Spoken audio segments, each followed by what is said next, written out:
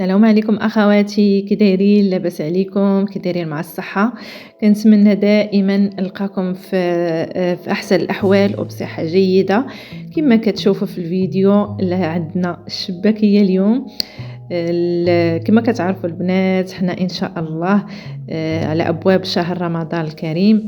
الله يدخلوا علينا وعليكم بالصحه والعافيه وبطول العمر وباش ما تمنيتوا اجمعين. غادي نشارك معكم شباكيتي اللي هي بمقادير، نعطيها بمقادير مضبوطه وكتجي غزاله ورائعه هشيشه. كما كتشوفوا انا غادي تشوفوا وحده غادي نقطعها وتشوفوها كيفاش دايره. صراحه لا كتجي غزاله غزاله. جربوها البنات وردوا عليا الخبر. كنشكركم البنات على المشاركه ديالكم وعلى دعمكم ليا. دائما ما تبخلوش عليا بجيم ولايك. ودابا كندوز نشوف المقادير. عندي هنا 2 كيلو ديال الدقيق، 2 كيسان ديال الجنجلان، كاس ديال المزهر، كاس زيت نباتيه، نص خل، كاس ديال اللوز، نص كاس ديال الماء فيه الزعفران الحر والدامه، بيضه وراس معالق ديال الخميره وشويه المسكه الحره ونص كوزه، 7 غرام ديال الخميره، القرفه وحبه حلاوه والنافع مخلطين. الزبده انا هنا عندي 400 غرام دايبه. ندوز نشوفوا طريقه تحضير البنات. هنا ناخذ 2 كيسان ديال الجنجلان.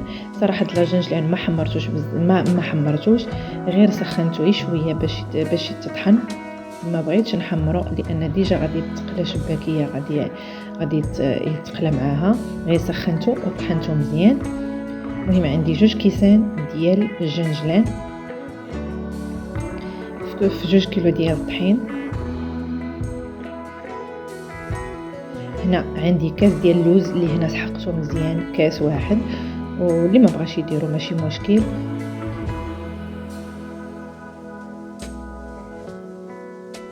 مهم هنا غادي يكون اللوز شويه مسحوق، كاس واحد، واللي بغا يدير نص. هنا البنات غادي ندير 3 المعالق ديال النافع وحبه حلاوه، 3. كيجي النسمه ديال المزالة انا استعملت هنا 3.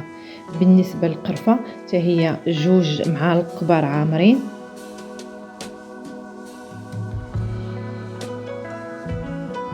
هنا عندي سميتو رويس ديال الملحه ضروريه المذاق بطبيعه الحال.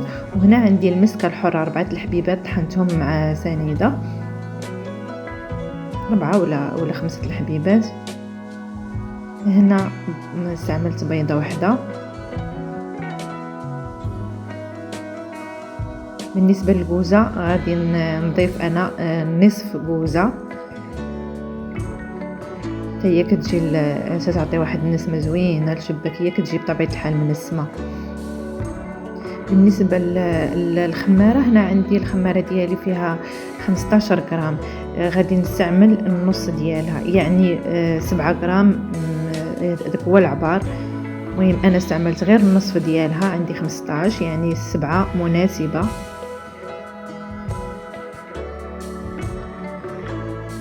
بالنسبه للزبده استعملت 400 غرام ديال الزبده، غادي نضيف ليها الكاس ديال المزهر. هنا عندي كاس ديال الزيت نباتيه، وعندي هنايا نص كاس ديال الخل. بالنسبه للزعفران، الزعفران راه فيه شويه ديال الحر والزعفران ديال الدامه باش يعطي اللون للشباكيه، كيعطيها حتى هي لون زوين في المنظر ديالها، كيجي تيعطيها واحد اللون زويون بطبيعه الحال. انا هنا البنات المرحله الاولى حاولت نخلطها هنايا في العجانه. المهم غير خلطتها، ما استعملتش الماء هنايا، ما هذيك القياس ديال الماء، يعني ساعدتني هنا غير في التخلاط باش العناصر كامله تنسجم عندي. هنا البنات ضفت زلافه واحده ديال الماء ديال العبار جبانيه ديال الحريره بطبيعه الحال، يعني القياس ديال جبانيه واحده هو اللي ضفت. الا لاحظتوا عندي العجينه قاصحه، ما رطباش وماشي قاصحه بزاف، وانما جامعه راسها. ضروري في الشباكيه من اسرار النجاح ديالها خصها تكون العجينه قاصحه بزايد واحد شويه. المهم هنايا عندي العجينه قاصحه. المهم عندكم جوج طرق باش تخدموا العجينه الشباكيه، يا اما تدوزوها في الطحانه ديال الكفته او لا تخليوها واحد ربع ساعه ترتاح مع بعضياتها. المهم انايا عطيتكم جوج الاشكال. هنايا عندي اللي دوزت في الطحانه ديال الكفته هما هاد الاولين، ومن بعد هاد الكويره الاخرى خليتها عاديه، ما علقتهاش وانما جمعتها وخليتها في الميكا ربع ساعه، خليتها هي خدمتها هي الاخرى، وتا هي النتيجه ديالها بحال. بغيتوا تخدموا لان دوك الاولين ضروري خصهم يكونوا مرتاحين، يعني اعتمدت على الطحانه ديال الكفته العاديه اليدويه. هذه هي اللي ما علقتش غادي نحتفظ بها في الميكا حتى تعلق راسها وترخى راسها. ديك الساعه تجيك الخدمه والنتيجه بحال. مهم كلتا الحالتين مزيان، سواء دوزتوها في العجانه ديال الكفته او لا عادي. مهم الكويرات الاولين غادي نبدا نكورهم كاملين، غادي نطلقهم وغادي نحاول نشكلهم على شكل رغيفات مسمنات ديال هكا مربعات باش يتخدموا لي سواء في الحجم ديالهم في العبار اللي نكون نخدم، ما غاديش نضيع الجوانب. وحتى في الخدمه ديالها هي ملي كنخدموها بالطريقه هذه كتجي زوينه من الداخل، ماشي كتساعد الشباكيه، كتعطيها بطبيعه الحال واحد الاضافات. المهم غادي نحاول نطلقها مزيان مع الطبله.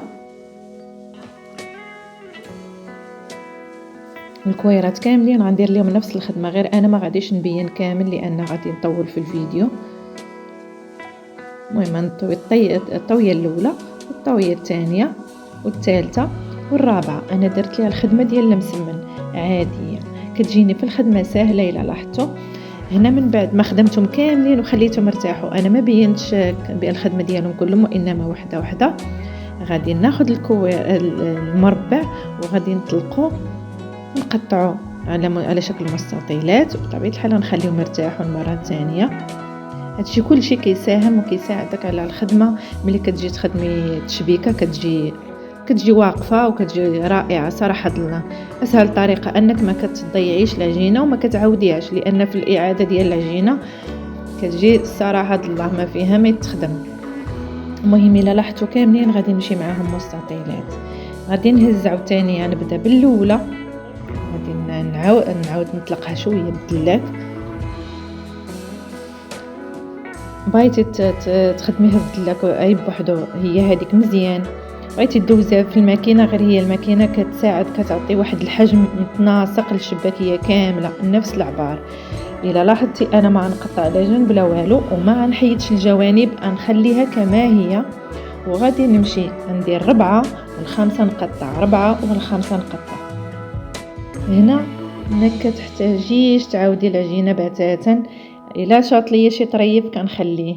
مهم التشبيكه هي هذه سهله، كنحط 2 على 2 وهي 4 وال5 كنقلبها الجهه اللورانيه كنقرص الجوانب باش كيعطينا داك الشكل ديال الوريضه و8 من الوسط. المهم هنا حاولت نخدم بشويه باش تشوفوا التشكيله، وكل واحد بطبيعه الحال والشكيله ديالو. المهم غادي نطلق كي بحال هكا هنا حاولت نخدم شويه تنخفف يديا باش ما نتعطلش. يد وحده يعني شويه صعيبه، انا خدمتها بوحدي يعني ما كانش اللي كيساعدني. حاولت ندير الطرق اللي هي اسرع، تنخدم بالجوج. المهم كلهم ندوزهم في الماكينه. هنا دوزتهم العبار 6 ماشي 6 4. مهم مشيت معاهم كاملين نفس العبار نفس القياس. الجوانب ما كنقطعهمش. الا لاحظتوا البنات ما كنحيدش الزوائد، ما عنديش يعني كنحاول نجيبها هي هذيك. المهم التشبيكه هي هذه كتجي زوينه بحال الورده، 2 على 2 وال5 كنقلب على اللور وكنقرص الرويصات باش ما يتحلوش، نقرصهم مزيان وعاد تنشد الجوانب. المهم واضحه التشبيكه هنا خدمت بشويه كتجي صراحه الشكل ديالها زوين. لا سواء في المنيضر ولا في الخدمه، حتى الخدمه ديالها ساهله. ولاحظوا بان العجين ملي كتكون قاصحه كتعطي. هنا البنات حاولت نغير الشكل، نفس المستطيلات اللي كانوا عندي طلقتهم نقطعهم بهذه هاد الدائره اللي عندي. غير هي المشكل ديال هذه دائما كتعطيك الشياطه. انا ما كنبغيش نكرر العجينه، داكشي علاش ما كنفضلش ندير هذا الشكل. انا غير درتو كاضافه، كنتكي الجنب على الجنب ونقرصها ونحاول غير نجمعها وصافي. هذه سهله، اللي ما عرفش يشبك هذه اسهل ما يكون. المهم تيبقى تشويه الاختلاف انسان كيبغي بدا مرات يبدل. المهم هذه طريقه غير ضفت انا من في الاخر اللي بغى يديرها ساهله وصافي. حتى هي كتجي المنيضر ديالها زوين وغزيول وسهله. غير هي المشكله اللي فيها انها كتخلي لك العجين. انا ما كيعجبنيش الخدمه ديال نخدم العجين معاوده، كنفضل التشبيكه اللي هي عاديه وما كتضيعيش فيها الوقت وما كتعاوديش فيها الخدمه. المهم نستمر مع الكويرات كاملين تنساليهم تا هما ونخليهم بطبيعه الحال الشباكيه غادي تبغي تبقى قد ما بقات كتنشف كان مزيان. انا خليتها هنا واحد شي ما بين خدمتي وما بين هي هذيك بقات شي 4 سوايع، يعني يد وحده ضروري غادي ناخذ شويه الوقت. المهم خليتها هنايا حتى نشفات، حيت ملي كتكون ناشفه كتساعدنا في الطياب ما كيتبدلش الشكل ديالها. بالنسبه للعسل البنات انا ما صايبتوش، طريقه العسل كاينه، انا اعتمدت على هذا خديته اللي هو شويه بحال الحر. بالنسبه للزيت سخون شويه ماشي بزاف في المره الاولى صافي، وغنحاول ننزلهم بطبيعه الحال بشويه. الا لاحظتوا غير كتحطيها كتهبط لتحت عاد كتطلع. المهم غادي نقليها على نار ماشي مجهده باش يدخل معها الطياب سواء من الداخل ولا من برا، ماشي تحرق من برا وتبقى خضره من الداخل. ضروري نار مهيله متوسطه وصافي. وغادي نستمر يعني ملي غادي يبدا اللون ديالها غير يصفر واحد شويه ياخذ شكل صفيفر غادي نقلبها، حيت مازال غادي تاخذ الطياب. ملي غادي نكونوا قالبينها طيبتها من الفوق، يعني تركز على هذه القضيه هذه، يعني ما نخليهاش تحمر عاد نقلبها. يتشد راسها تبدا تذهب واحد شوي كنقلبها، يعني هكاك كيجينا الطياب ما بين الفوق لتحت كيجي متوازي وما كيتحرقش لك وما تيبقاش خضر بطبيعه الحال. المهم انا استعملت العود جاني ساهل احسن من الفرشيطه وما كيخسرش ليا الفورمه ديال الشباكيه. الا لاحظتوا راه ما تتهرس ليا حتى شي وحده. غادي ندوزها مباشره في العسل اللي هو انا كان عندي دافي. المهم بالنسبه للعسل ما كنحتاج نسالي التطييبه حيت مطيبها على نار مهيله حتى تيكون العسل شرب الشباكيه عفوا شربات العسل تقريبا واحد 5 دقائق تيكون خليته. كاين اللي كيبغيها بزاف يدير 2 ديال العسل، اللي كيبغيها هز شاربه العسل بزاف. انايا بشكل متوازن بطبيعه الحال. المهم انايا نقصت المرحله كاملين ديال الطياب وديال رشيتها بالجنجلان اللي هو محمر. الا لاحظتوا شوف كتجي تعليقتها غزاله وهشيشه، يعني كتبان لك من التقطيعه ديالها كتجي رائعه، ولا سواء لا في المذاق ولا في الشكل. البنات جربوها وما تندموش، انا متاكده غزاله في المذاق بزاف بزاف بزاف صراحه الله. البنات تنتمنى المقادير ديالي يجيوكم في المتناول وساهلين، والتشبيكه وطريقه الخدمه انا حاولت نبسط ما امكن. شكرا البنات بزاف على المشاركه ديالكم ودعمكم ليا، وما تنساوش فضلا وليس امرا بالاشتراك وتفعيل الجرس والاعجاب. نشكركم بزاف وتنتمنى نشوفكم فيديو قادم ان شاء الله. والسلام عليكم بنات.